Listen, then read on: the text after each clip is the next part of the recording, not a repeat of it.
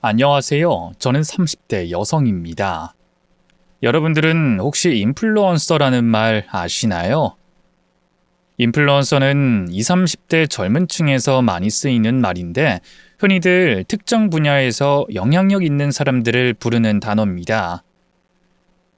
연예인이나 공인은 아니지만 그에 버금갈 만큼 인지도가 있고 유명세가 있는 사람들이죠. 요즘에는 그 사람들이 연예인들보다도 몸값이 비싸기도 하고 영향력들이 대단합니다.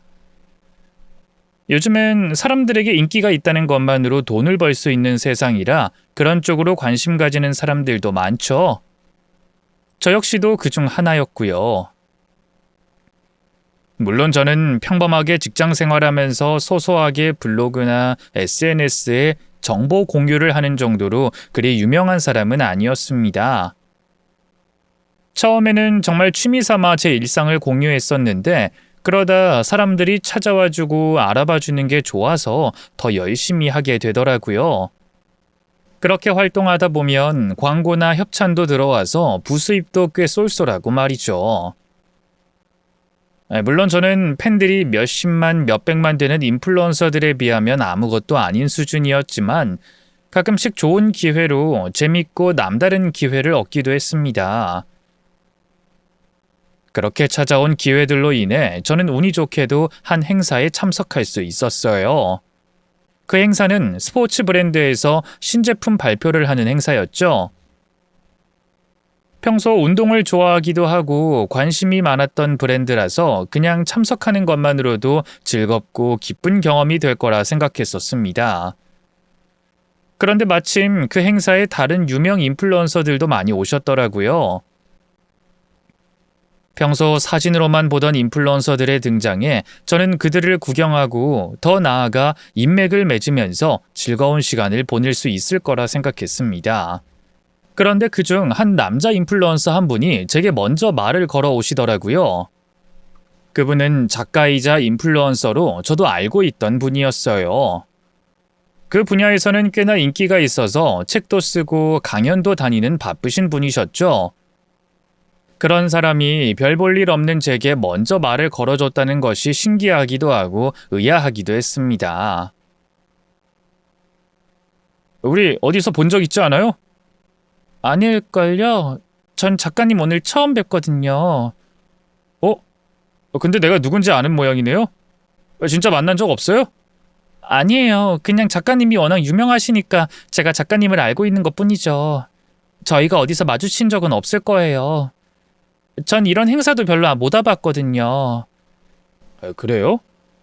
근데 이상하게 낯이 익는 것 같네. 보통 사람들이었다면 이 남자가 지금 나한테 괜한 수작을 부린다 생각했겠지만 그 사람한테는 그런 생각을 할 수 없었어요. 인기 있고 명망 있는 작가님이라 그런 사람이 저 같은 평범한 여자에게 수작을 걸 일이 없다고 여겼으니까요. 그래서인지 저는 별다른 거부감을 느끼지 않고 작가님과 계속 대화를 나눌 수 있었습니다. 안 그래도 그런 행사가 익숙하지 않았던 저는 친한 사람 없이 어색하던 참이었거든요. 그래서 오히려 작가님이 먼저 말을 걸어주신 게 감사하기까지 했죠. 그렇게 저희는 한동안 대화를 나누게 됐고 꽤나 즐거운 대화를 하게 됐습니다. 역시 작가라는 직업 때문인지 확실히 말도 잘하시고 대화 내용이 끊이지 않더라고요. 낯선 사람이랑 처음 만나서 이렇게 즐겁게 대화해 본 적이 있었는지 저도 신기할 따름이었죠. 저 처음 보는 사람이랑 이렇게 길게 대화해 본 건 처음이에요. 역시 작가님이라 그런지 말씀을 참 재밌고 조리 있게 하시네요. 그렇게 말해주니 고맙네요. 하긴 이걸로 돈 벌어 먹고 사는 사람인데 말도 못하면 쓰겠어요. 근데 그런 이유보다는 그냥 우리가 잘 통하는 게 아닌가 싶은데. 사실 저 생각보다 말 없는 편이거든요. 저도 처음 보는 누군가와 이렇게 편하게 대화하는 게 얼마만인가 싶네요.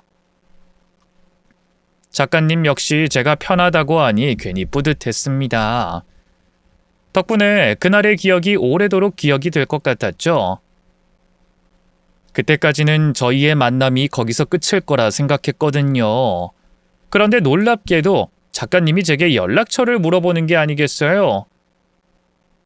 제가 먼저 물어보고 싶어도 무례인가 싶어서 망설였는데 먼저 연락을 하겠다고 하시니 깜짝 놀랄 수밖에 없었습니다. 남들은 저 사람 강의를 돈 주고 들으러 간다는데 그런 사람이 제 연락처를 알고 싶어 하다니 왠지 설레기도 하고 기쁘기도 했죠. 그렇게 저희는 그날 연락처를 주고받게 됐습니다. 그렇다고 제가 그 일에 큰 의미를 부여하거나 별다른 생각을 했던 건 아니었고 이런 것도 인연이니 나중에 도움될 만한 지인 하나 만들었다고 생각하려 했죠. 그런데 그날 후로 작가님이 제게 매일같이 연락을 해오시더라고요.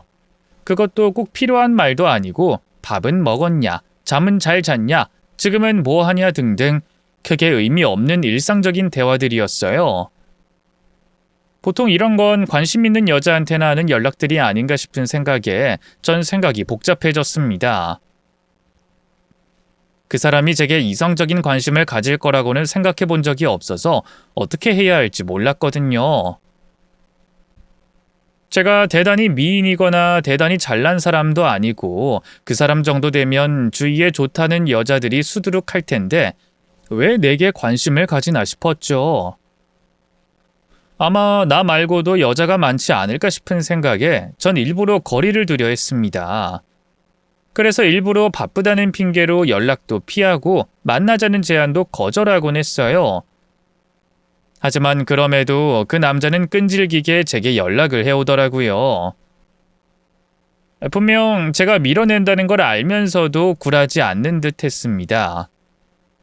그래서 어쩔 수 없이 계속 연락을 주고받고 종종 만나기도 했는데 그렇게 점점 알아가게 되다 보니 왠지 제가 그 사람을 지레짐작하고 오해한 것 같더라고요. 대화를 나눠볼수록 사람이 참 생각이 깊고 진지하고 진국인 것 같았거든요. 제가 생각했던 것과 달리 주변에 여자도 별로 없어 보였고 말입니다. 전 당연히 유명한 사람이니 여자도 많고 그런 쪽으로 관심도 많을 줄 알았는데 연락처를 들여다보니 저 말고는 개인적으로 연락을 주고받는 여자가 없더라고요. 게다가 어쩔 수 없이 일적으로 만나는 사람들과는 저한테 하는 것과 완전히 다른 사무적인 말투였고요. 그렇게 그 사람의 진정성을 느낀 저는 더 이상 그 사람을 밀어내지 않기로 했습니다. 그리고 저희는 자연스럽게 연인으로 발전하며 잘 돼갔죠.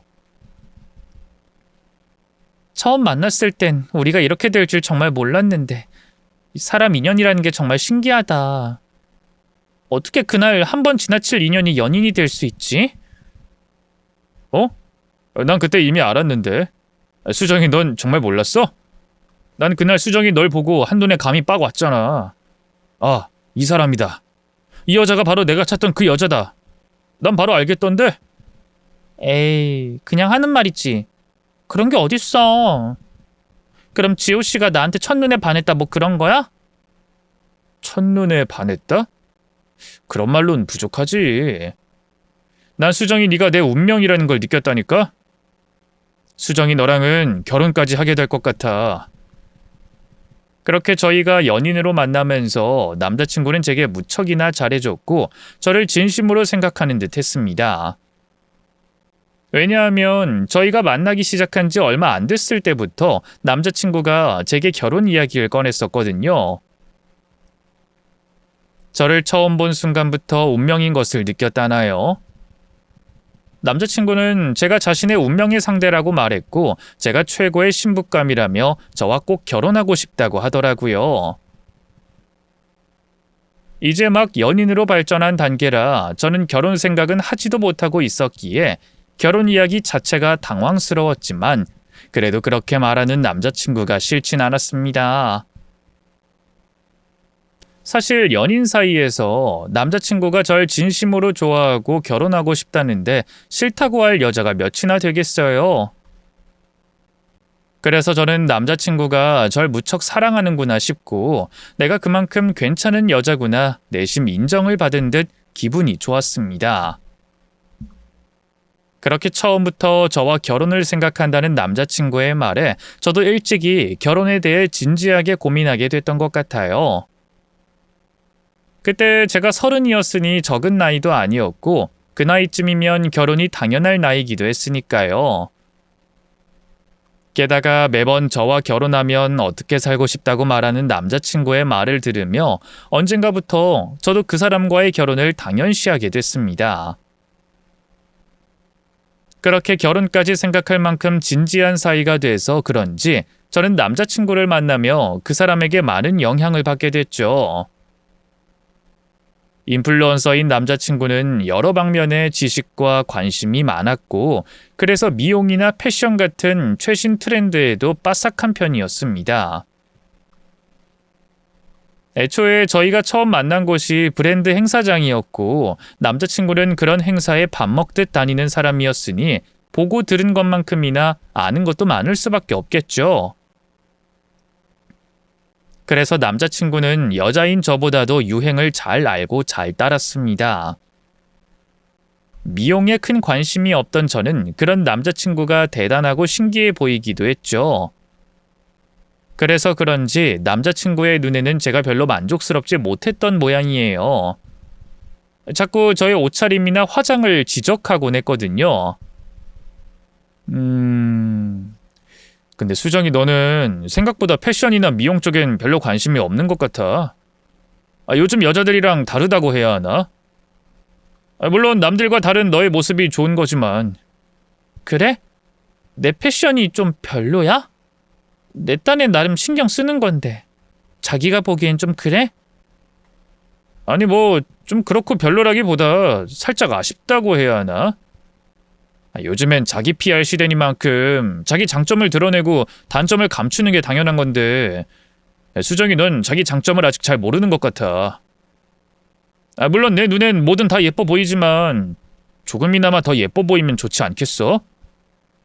난 그냥 깔끔하고 편한 게 좋은데 내 단점이 뭐지? 내가 너무 긍정적인가? 나는 내 단점을 깊게 생각해 본 적이 없는 것 같아.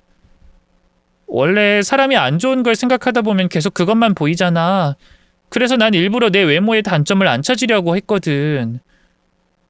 세상에 완벽한 사람이 어딨다고 다 각자 생긴 대로 만족하며 사는 거지 뭐. 에이, 그건 수정이 네가 너무 안일하게 생각하는 것 같아. 자기 단점을 알아야 잘 보완하고 더 나은 사람이 될 수 있는 거지. 그냥 만족하기만 하면 늘 제자리 걸음인 거야. 그럼 경쟁 사회에서 도태되고 뒤처지는 거지. 그런가? 자기 말 들어보니까 그건 또 그런 것 같네. 나 생각보다 게으른 편인가?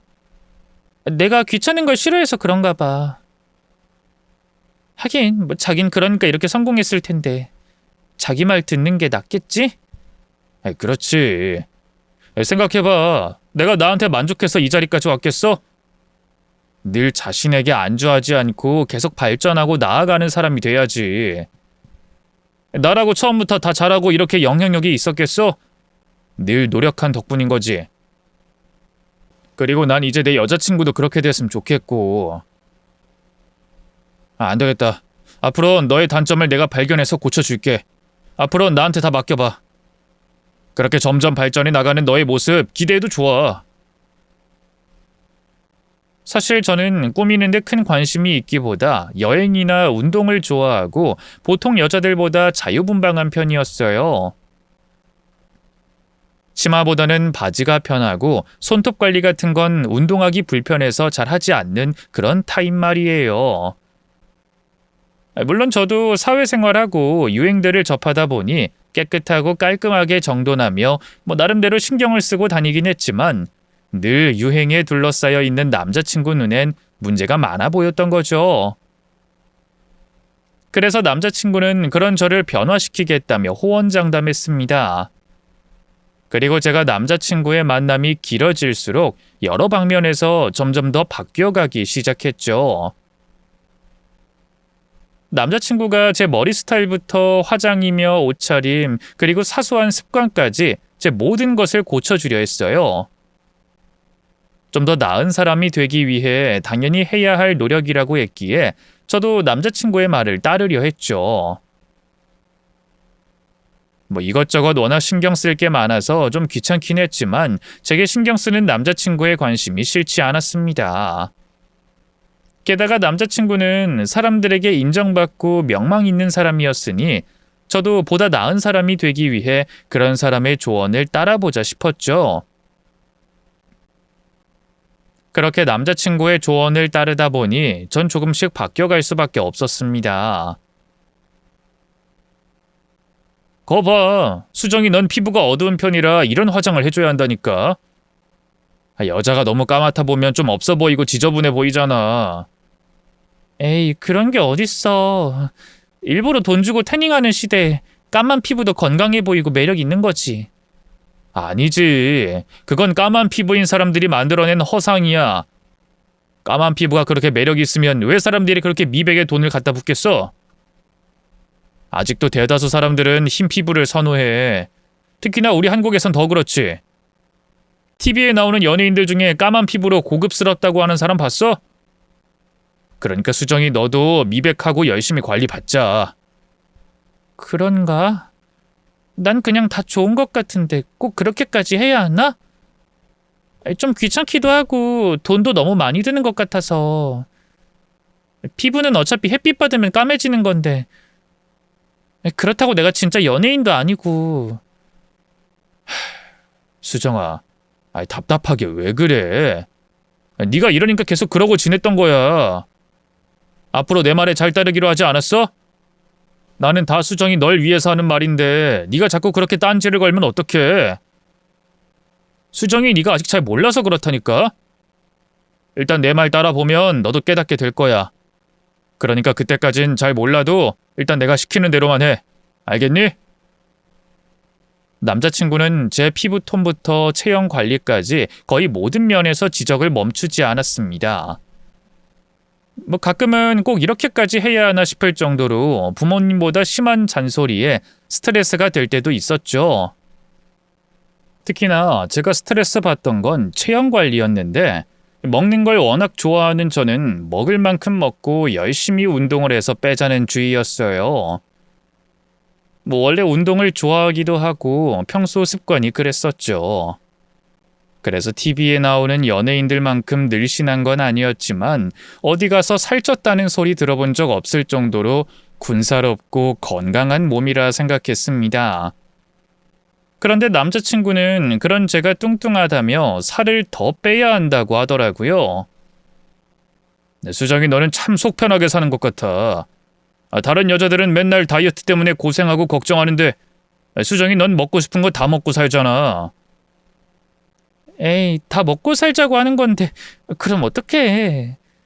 그리고 열심히 먹고 열심히 운동하면 되는 거지 뭐가 문제야. 얘가 정말 큰일 날 소리 하네. 그게 바로 문제야. 너의 그 아니란 마인드가 문제라고. 수정이 넌 지금 네 몸에 만족하니? 이렇게 근육 울퉁불퉁 튀어나온 몸매가 드레스랑 어울린다고 생각해? 나는 꽤 만족하는 편이었는데. 나 정도면 건강해 보이고 괜찮은 거 아니야? 사람들도 다 그러던데. 넌 건강해 보이는 게 좋니? 사람들이 너한테 건강해 보인다고 말하는 건 칭찬이 아니고 다 욕이야. 너 모델들한테 건강해 보이시네요 하는 사람 봤어?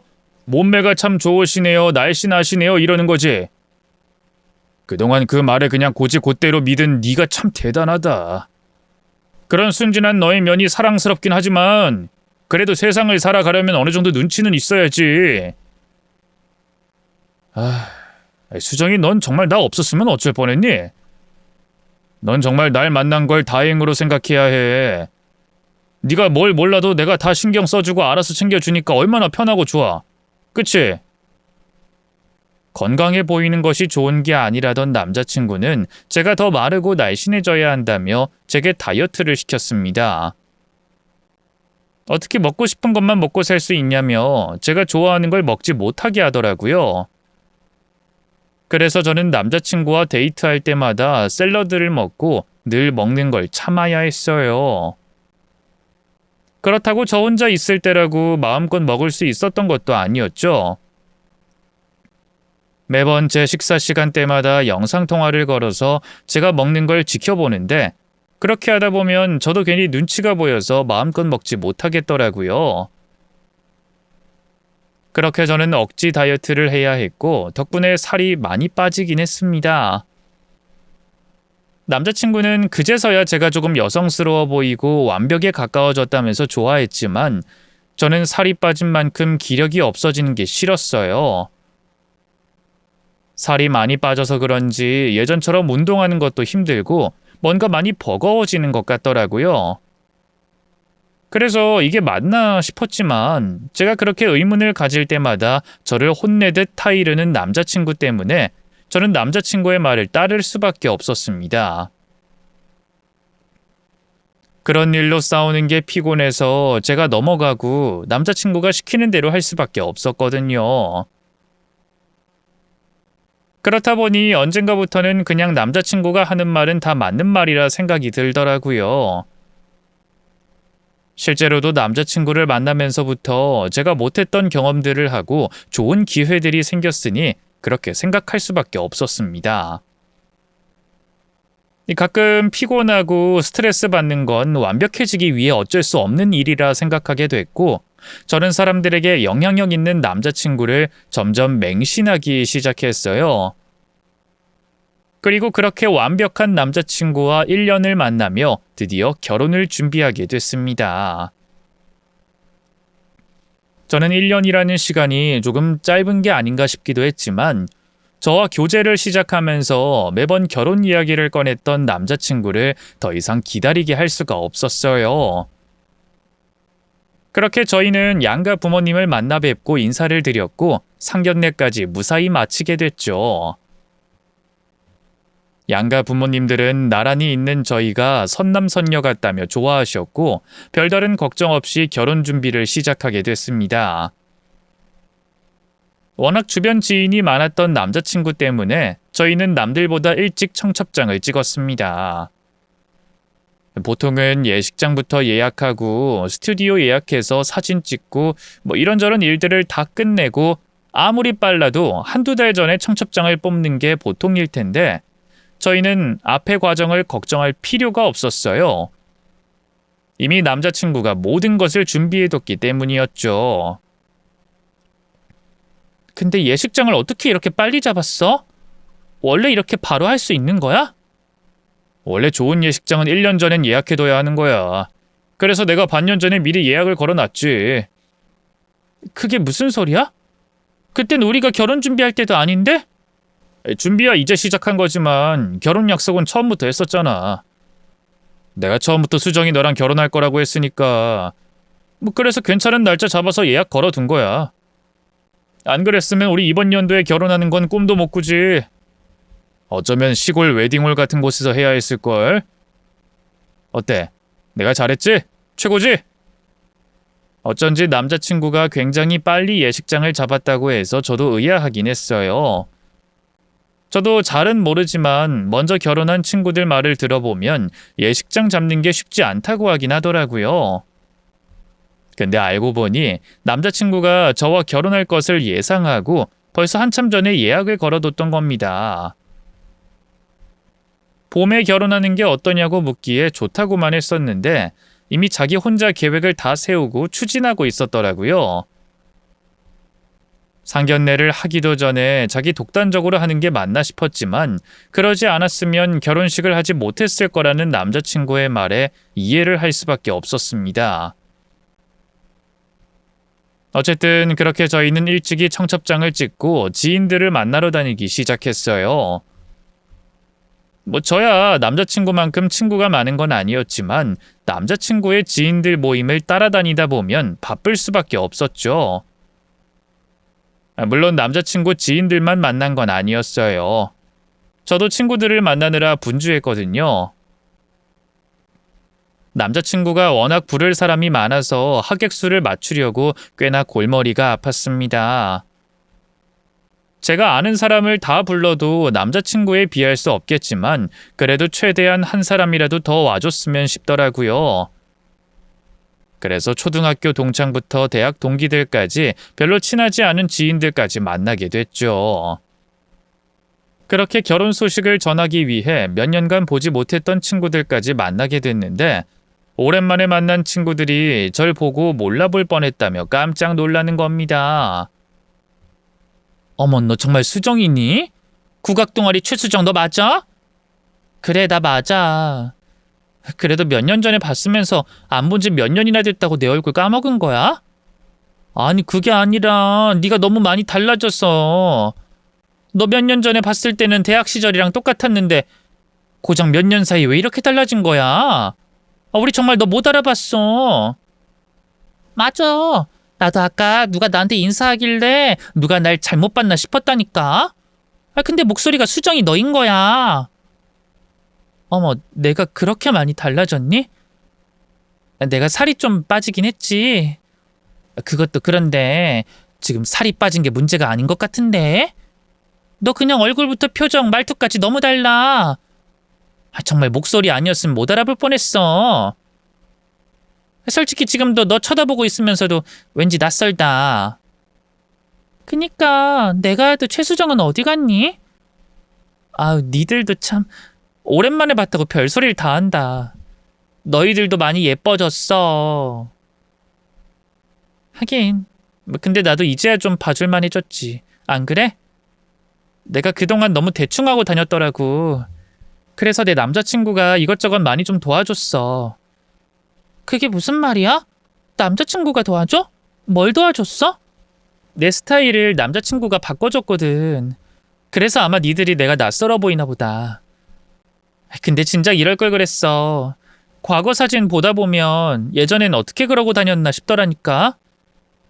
남친이 스타일리스트라도 된다는 거야? 그러고 보니까 남자친구가 무슨 일 한다고 그랬지? 그냥 작가야. 뭐 인플루언서 일도 하고 강연도 다니는데 본업은 작가지. 작가인데 네 스타일을 바꿔줬다고? 그럼 너 지금 머리 한 것부터 화장이며 옷 스타일까지 다 남자친구분이 꾸며준 거야? 꾸며주기도 하고 관리해주기도 하고 그냥 나를 다 바꿔줬어. 남자친구가 패션이나 미용 쪽에도 관심이 많아서 이런 쪽으로 빠삭하거든. 그래서 남자친구 따라서 피부과 다니고 다이어트하고 하다 보니까 바뀌더라고. 처음엔 좀 귀찮고 그랬는데 따라가다 보니 좋더라고. 나도 이제 열심히 관리하고 그래야지. 무슨 소리야? 그럼 남자친구가 너한테 다이어트까지 시켰다는 거야? 아니, 수정이 네가 뺄 데가 어딨다고. 나 예전엔 좀 통통했잖아. 튼실하니 너무 건강해 보였지. 그 상태로 드레스 입었으면 찢어질 뻔했지 뭐. 덕분에 예쁜 모습으로 결혼하게 생겨서 얼마나 다행인지 몰라. 그런 게 어딨어. 너 전에도 보기 좋았어. 아니, 그 전이 더 보기 좋았던 것 같아. 지금 네 모습은 뭔가 우리가 알던 수정이 네가 아니야. 그럼 당연히 이전의 내가 아니지. 남자친구 만난 덕분에 지금 내가 얼마나 바뀌었는데. 수정아, 너 괜찮은 거 맞아? 너 전엔 생기 넘치고 건강해 보이고 좋아 보였는데 지금은 뭔가 좀 위태위태해 보여. 그냥 다이어트 때문만은 아닌 것 같은데? 그래, 솔직히 이런 말 해도 되나 모르겠지만 네 남자친구 괜찮은 건지 좀 걱정된다. 너무 너를 자기 마음대로 휘두르려고 하는 거 아니야? 휘두른다니 무슨 말을 그렇게 해. 남자친구는 날 위해서 도와주는 것뿐이야. 그럼 오히려 고마워해야지. 안 그래? 글쎄. 우린 네가 남자친구 때문에 바뀌었다고 하니까 걱정돼서 그래. 맞아. 너 원래 당당하고 멋진 애였잖아. 남친이 너무 도를 넘은 거 아니야? 아무리 여자친구라 그래도 너무 참견이 심한 것 같은데. 남들 시선 같은 건 신경 안 쓰고 자유분방하게 살더니 갑자기 왜 이러니? 그땐 내가 철이 너무 없었던 거지. 나도 나이를 먹는데 언제까지 내 맘대로 살겠니? 남자친구는 그런 나를 걱정해서 도와준 것뿐이야. 그러니까 괜히 이상한 말 하지 마. 제 모습이 너무 달라졌다며 놀라던 친구들은 제 변화가 남자친구의 영향이라는 것을 듣고 도를 넘은 게 아니냐며 지적을 했습니다. 좀 더 발전한 제 모습을 축하해주진 못할 망정 제 남자친구를 본 적도 없으면서 그런 소리를 하다니 전 좀 기분이 나쁘더라고요. 그렇다고 청첩장 건네는 자리에서 기분 나쁜 티를 낼 수 없기에 참았지만 저는 그 친구들이 절 질투해서 그러나 싶었습니다. 자주 만난 친구들이 아니었던 탓에 그리 가까운 사이도 아니었는데 왜 그렇게 참견을 하는지 아마 오랜만에 만나 결혼한다는 제가 부러워서 그런 거라 생각했어요. 오랜만에 만난 친구들의 말에 기분이 상한 저는 그 말을 귀담아 듣지 않고 대수롭지 않게 넘겨버렸습니다. 그때까지도 저는 제가 좋은 방향으로 변했고 그렇게 변한 제 모습이 좋다고 생각했어요.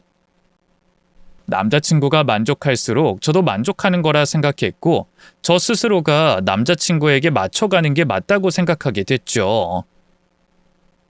하지만 결혼 준비 과정에서 가끔 의문이 들 때가 있기도 했습니다. 평소에도 워낙 자기 주장이 강한 사람이었고 이제는 저도 꽤 익숙해졌다고 생각했지만 그럼에도 결혼 준비하는 과정에서 남자친구의 입김이 너무 세다 싶더라고요. 제 의사는 묻지도 않고 미리 결정했던 결혼식장부터 청첩장 디자인이며 심지어 웨딩드레스까지 제 의견보다는 남자친구의 의견에 따라 흘러가게 됐습니다.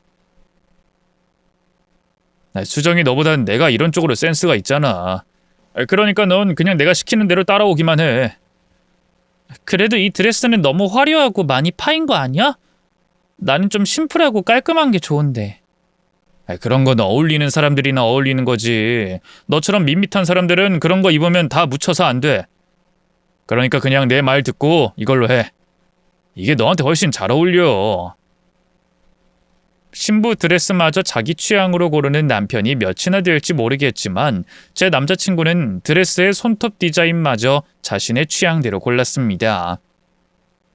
게다가 제가 제일 기대했던 신혼여행까지도 남자친구의 말에 따라야 했어요.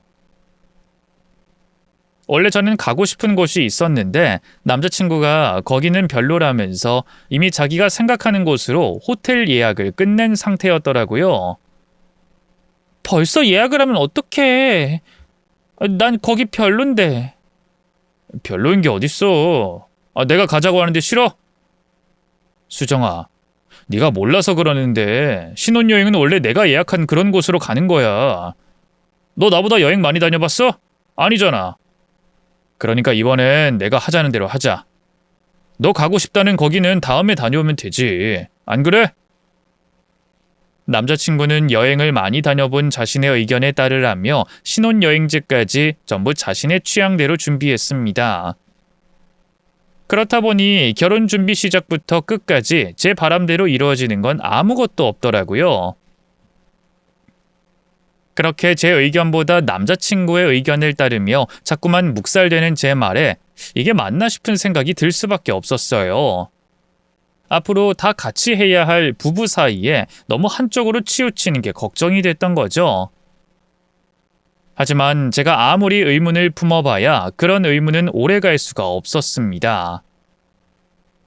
불만이 생겨서 말을 해봐도 남자친구의 말을 듣다 보면 그 말이 맞다 싶거든요. 수정아, 너 자꾸 왜 그러니?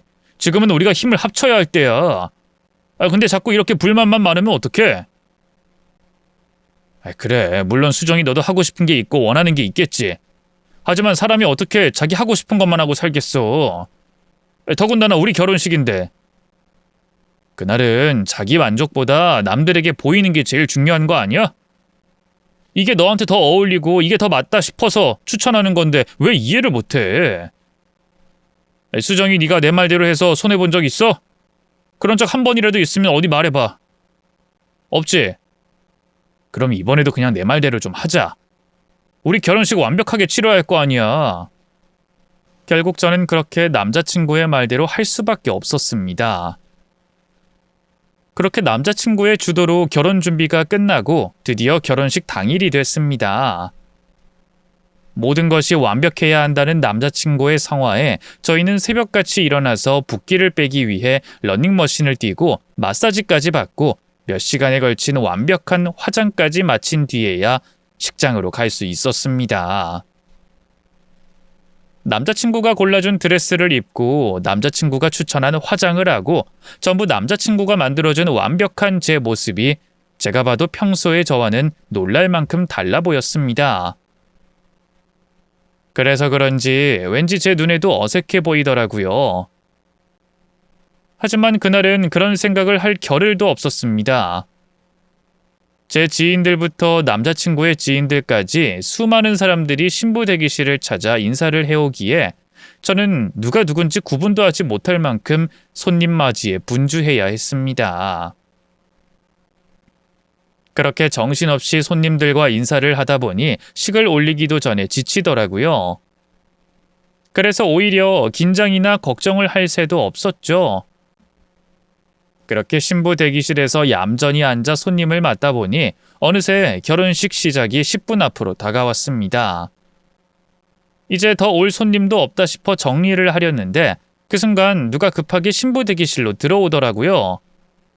저 최수정 씨 맞죠? 오늘 이지호 씨랑 결혼하는. 네, 맞는데 누구시죠? 안녕하세요. 저 이지수라고 해요. 지수 씨요? 아, 지호 씨 지인이신가 보다. 맞죠? 글쎄요.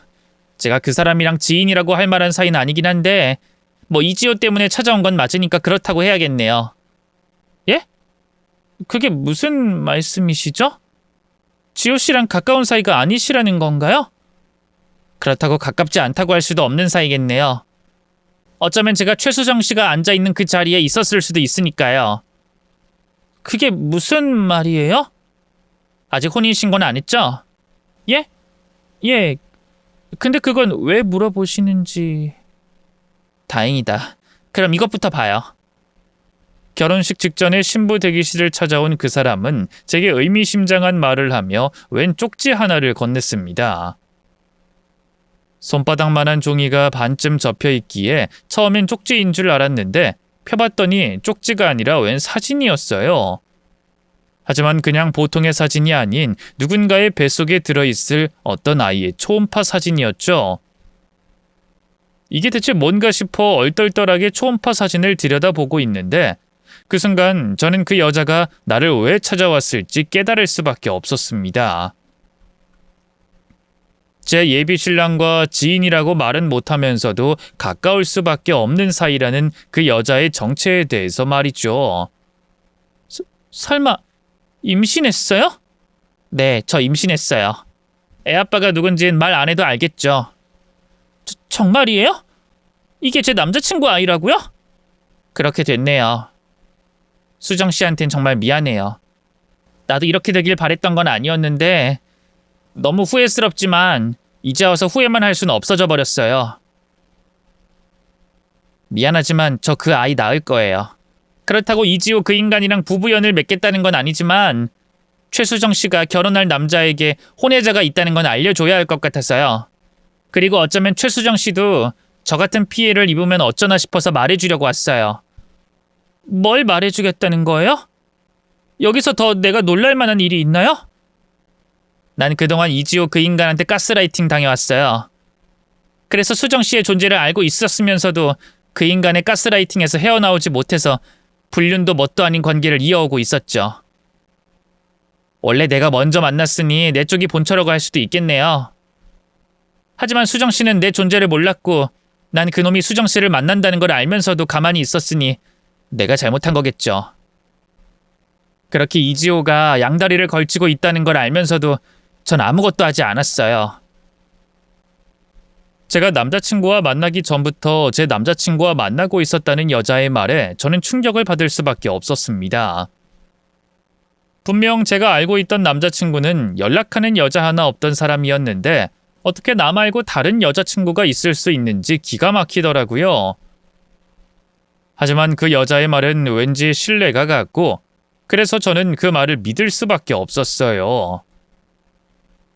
그 여자도 처음엔 제 존재를 몰랐다가 반년 전에 남자친구가 저와 결혼을 준비한다는 걸 알아차리고 제 존재를 알게 됐다고 했어요. 하지만 그때까지도 이지호를 벗어나지 못하고 계속 만나다가 임신을 하고서야 정신을 차리게 됐던 거죠. 다른 여자와 결혼을 하려는 남자의 아이를 임신하고 나니 그 아이가 혼외자가 된다는 것에 정신이 들었답니다. 이미 생긴 아이가 무슨 죄인가 싶어 혼자서라도 아이를 낳아 기를 생각이지만 그 전에 제게 사실을 전해줘야 할 것 같았다고 하더라고요. 그동안 자기가 가스라이팅을 당해온 걸 생각하면 아마 저도 당하고 있지 않을까 싶어서 말이에요. 그러자 저는 머리를 한 대 얻어맞은 듯 정신이 번쩍 들었습니다. 그동안 왠지 모르게 불편하고 불안했던 것들이 선명해지고 제가 그동안 남자친구에게 가스라이팅을 당하고 있었다는 걸 깨닫게 됐던 거죠. 그 사람 수법이 그래요. 처음엔 모든 걸 다 퍼줄 것처럼 희생할 것처럼 다가와서 언젠가부턴 다 자기 멋대로 하려고 하죠. 그게 옳고 그게 맞는 거라고 하면서 말이에요. 그래서 저도 처음엔 그게 맞는 줄만 알고 당하고 있었어요. 그 사람이 옳으니까. 그 사람 말이 맞으니까. 내 의견 따윈 묵살당해도 상관없다고 말이에요. 그렇게 바보처럼 끌려다니다 보니 결국 이 지경이 됐지만요. 난 이미 돌이킬 수 없지만 수정 씨는 아직 기회가 있잖아요. 그러니까 나처럼 바보 같은 결과 보지 말고 이제라도 정신 차리고 이지호한테서 벗어나요. 그동안은 그걸 왜 몰랐던 건지 결혼식이 코앞에서야 정신을 차린 제가 원망스러울 정도였어요. 하지만 다행히도 지수 씨의 도움으로 뒤늦게나마 정신을 차릴 수 있었죠. 그렇게 갑작스럽게 제정신이 들었던 저는 갑자기 남자친구가 너무 무서워졌습니다. 다른 여자가 있으면서 나를 운명이라 말하고 결혼까지 끌고 온 남자가 정상일 리가 있나요? 대체 뭘 원해서 그런 건진 몰라도 사람들을 통제하고 조종하려는 그런 사람과는 절대 결혼할 수 없다 생각했어요. 그래서 저는 드레스를 입은 채로 결혼식장을 도망칠 수밖에 없었습니다. 이제 와서 결혼을 하지 못한다고 하면 남자친구가 어떻게 나올지 몰라 겁이 났거든요. 제가 아는 그 사람이라면 절 협박해서라도 결혼식장에 세울 사람이라 전 비겁하게 도망칠 수밖에 없었어요. 그렇게 식장을 도망쳐 나온 저는 부모님께 사정을 설명하고 파혼을 하겠다고 말씀드렸습니다. 부모님은 놀라고 황당해 하셨지만 늘 그렇듯 이번에도 제 의견을 따라주려 하셨어요. 하객들에게도 잘 설명해 주시고 저 대신 정리를 도와주셨죠. 그렇게 겨우 한 곱이 넘길 수 있었지만 제일 큰 문제는 역시 남자친구였습니다. 그 인간이 순순히 파혼을 해줄 거라 생각하지 않았거든요. 아니나 다를까 제가 도망친 것을 알게 된 남자친구는 그때부터 몇 시간 만에 수백 통의 전화를 걸어대며 절 위협했습니다. 제가 전화를 받지 않자 이번엔 수백 통의 문자를 보내며 절 협박하기 시작하더라고요. 처음에는 오해라고 돌아오라며 회유하려 하더니 그런데도 제가 답이 없자 슬슬 자기 본색을 드러내고 있었습니다. 네가 이러고도 무사할 줄 알아? 너 때문에 내가 얼마나 쪽팔렸는 줄 알아?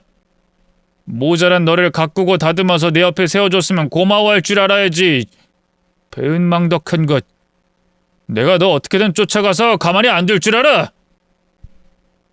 절 해코지하겠다는 협박 문자까지 받은 저는 결국 남자친구의 본 모습을 확인할 수 있었습니다. 이렇게 금방 돌변할 정도로 무서운 인간이 그동안 어떻게 그렇게 좋은 사람인 척 연기를 해왔는지 제가 그 인간에게 속은 것이 소름이 끼칠 정도였어요. 만약 결혼식 전 지수 씨를 만나지 못하고 그냥 결혼을 했더라면 제가 어떤 일을 당했을지 끔찍했습니다. 하지만 전 다행스럽게도 결혼을 피한 덕분에 그 사람을 처벌할 수가 없었어요. 형사법으로는 고발을 할 이유가 없었고 혼인빙자 사기로 고소라도 하려 했지만 제가 금전적인 피해를 본 게 없어서 할 수 없다고 하더라고요. 그나마 협박죄 정도 처벌할 수 있을지 모르겠지만 그래봐야 겨우 벌금이나 경고일 뿐 그 인간이 감옥에 갈 일은 없겠죠. 맘 같아서는 평생 감옥에 처박아 놓고 콩밥이라도 먹이고 싶었지만 여자 몇 괴롭힌 거 가지고는 처벌하기 어렵더라고요. 그렇다고 제가 이대로 그놈을 그냥 두는 건 정말 억울한 일이었습니다. 그 사람에게 속고 당한 제 시간이 아까워서라도 저는 복수를 해야 했어요. 그래서 저는 저만의 다른 복수를 생각하기로 했습니다. 지수 씨와 함께 손을 잡고 그 인간의 본색을 만천하에 공개하여 그 사람을 매장시켜 버리려는 계획이었죠. 사람들의 관심을 먹고 사는 사람이니 무너뜨리려면 그게 최고의 방법이라 생각했거든요. 그래서 저희는 그동안 그 인간과 주고받았던 문자들이며 협박 내용이며 저의 경험담들을 정리하여 인터넷에 올리게 됐습니다. 그 중에서도 가장 파급력이 셌던 건 역시 이지호의 아이를 임신한 지수 씨의 초음파 사진이었죠. 물론 그런 저희의 말을 다 믿어주는 사람은 많지 않았어요. 이지호 그 인간이 워낙 명망 있고 팬이 많은 사람이라서 처음엔 오히려 저희가 그 사람을 마녀 사냥하는 게 아니냐며 되려 욕을 먹기도 했습니다. 하지만 저희는 꼭 진실을 밝히고 싶었고 그 인간이 죗값을 치르게 하고 싶었어요. 그래서 욕을 먹고 신상이 털리면서도 고발을 멈추지 않았습니다. 물론 그 사이 이지호도 가만히 당하고 있지 않고 저희의 신상을 올리며 저희들을 자기 돈을 뜯어가려는 꽃뱀처럼 몰아가더라고요. 나랑 지발로 결혼식장까지 같이 가놓고 이제 와서 꽃뱀이라니 참 어이가 없었죠. 그래도 계속 고발을 하다 보니 저희를 믿어주는 사람들도 생기더라고요. 저희를 믿어준다며 저희의 고통에 공감하고 응원을 주는 사람들이 있었죠. 그렇게 저희는 그 사람들의 응원에 힘입어서 버틸 수밖에 없었습니다. 그렇게 저희끼리 고군분투하는 사이 놀라운 일이 벌어졌어요. 수정씨, 누가 쪽지를 보냈는데 이것 좀 봐요. 왜요? 뭔데요? 또 이지호 팬들이 보낸 쪽지 아니에요? 뭐 나가 죽어라, 꽃뱀 꺼져라 그런 쪽지는 너무 많이 받았잖아요. 그래서 이제는 웬만한 말에 상처도 안 받아요, 진짜. 아니에요. 그런 게 아니라 우리 말고 피해자가 더 있었어요. 심지어 한둘이 아니에요. 이지호 그 인간 진짜 보통 아니네요. 혹시나 싶었지만 이 정도로 심할 줄은 몰랐어요. 우리뿐만이 아니라 유부녀의 미성년자까지 아주 여자라면 사족을 안 가리고 꼬셨나 봐요. 그리고 이지호한테 당했다는 사람들이 쪽지를 보낸 거예요. 정말 놀랍게도 저희 말고 피해자들이 더 있었더라고요. 결혼할 여자와 아이를 가진 여자, 그 둘로도 이미 충분히 충격적이고 추접한 이슈라 생각했는데 피해자가 더 있었다는 사실에 저는 할 말을 잃었습니다. 그 중에는 심지어 미성년자와 유부녀도 있어서 파장이 더 클 수밖에 없었죠. 그 사람들은 각자 안타까운 사정들을 가지고 있었어요. 전부 이지호의 말빨과 가스라이팅에 넘어가 씻을 수 없는 상처를 입어야 했고 그때의 상처로 우울증을 앓고 대인 기피증이 생긴 사람도 있었어요. 서로의 아픔을 이해하고 공감하는 저희는 서로 더 연대할 수밖에 없었죠. 나쁜 놈이라 생각하긴 했지만 이 정도로 쓰레기인 줄은 몰랐어요. 이런 인간이 어떻게 강연을 다니고 책을 쓸 수가 있죠? 그러니까요. 그런 인간은 아주 매장시켜버려야 해요. 이런 놈을 그냥 두면 우리 같은 피해자가 계속 생길 거라고요. 맞아요. 그 인간 정말 가만두면 안 돼요. 사람들은 아직도 그 인간의 본 모습을 모르고 있을 텐데 우리가 이러고 당하고만 있을 순 없어요. 맞아요. 사람들이 아직 모른다 그래도 우리가 계속 진실을 얘기하면 언젠가 우리 말을 들어줄 거예요. 그러니까 포기하지 말고 계속 노력합시다. 우리가 다 같이 힘을 합친다면 꼭 해낼 수 있을 거예요. 여자가 하늘 품으면 온유월에도 서리가 내린다는데 그런 여자들이 여럿이면 못할 일이 뭐가 있겠어요? 저희는 어떻게든 그놈을 끌어내리자며 쉬지 않았고 그렇게 노력하던 저희는 어느 날 드디어 결실을 맺을 수 있었습니다. 진실은 이긴다고 하더니 드디어 많은 사람들이 저희의 말에 귀를 기울여 주기 시작했거든요. 물론 이지호 그 인간도 가만히 있지 않고 계속 저희를 거짓말쟁이 꽃뱀으로 만들려고 했지만 가식이 진실을 이길 순 없는 일이었습니다. 결국 사람들이 이지호의 말에 허점이 있다는 걸 알게 됐고 저희의 말이 사실이라는 걸 깨닫게 됐던 거죠. 그렇게 그 인간의 신뢰는 바닥으로 곤두박질 쳤고 그 사람을 따르고 좋아하던 수많은 사람들이 등을 돌리기 시작했습니다. 높이 오를수록 추락이 빠르다고 하더니 유명세만큼이나 그 부작용이 심할 수밖에 없었어요. 출판했던 책은 회수 조치가 되며 손해가 막심해졌고 그 인간이 다니던 강연이며 광고들은 취소되고 수억의 위자료까지 물어야 했습니다. 하지만 그런 인간에게 가장 두려운 건 돈보다 사람들의 시선이었을 거예요. 진실이 밝혀지며 사람들에게 악플과 손가락질을 당하며 한동안 많이 시달려야 했다는데 길에서 그 인간을 알아보는 사람들이 욕을 하고 침을 뱉고 심지어는 때리는 사람도 있었다고 하더라고요. 그래서 거의 반년 넘도록 밖을 나다니지 못하고 대인기피증에 시달렸답니다. 그 소식이 어찌나 반갑던지 저흰 그제서야 축배를 들 수 있었습니다. 그렇다고 저희 피해자들이 당한 만큼은 아니겠지만 그 인간도 조금은 저희 심정을 이해할 수 있겠죠. 그렇게 그 후로도 저희는 종종 만나서 모임을 가지고 서로를 위로하며 지내고 있어요. 시작이 좋은 만남은 아니었지만 이런 것도 전부 인연이니 말입니다. 그럼 저희는 서로 응원하며 잘 지낼 테니 여러분들도 저희들의 새 출발을 응원해 주시길 바랍니다. 감사합니다.